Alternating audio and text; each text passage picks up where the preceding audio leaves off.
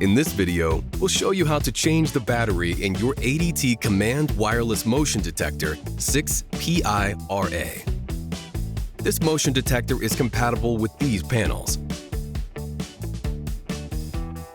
and requires one 3-volt CR123A battery, available for purchase on myadt.com.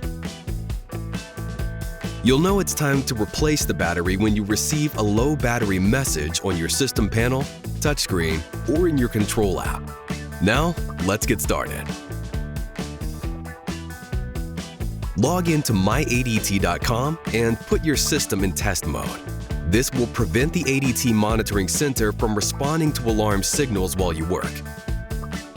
Watch this video to learn about test mode.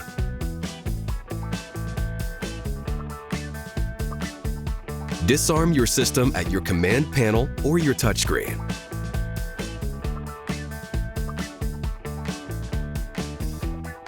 Next, to access the battery compartment, you'll need to detach the front cover of the detector from its mounted backplate.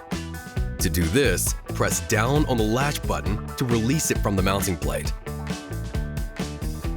Then, slide the front cover down and lift it away to expose the battery compartment.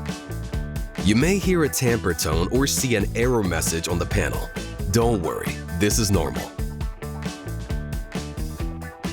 Now that you have access to the battery compartment, remove the used battery.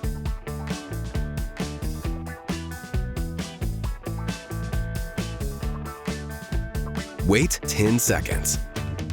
Then, insert the new battery. Make sure it is placed in the device correctly, with the positive end pointing away from the latch button. To remount, place the end with the latch button over the protruding latch tabs on the mounting plate. Then, pressing the cover firmly against the mounting plate, slide it up until it locks into place. To clear the tamper alert and stop the beeping, go to your command panel and enter the appropriate code for your panel. That's it.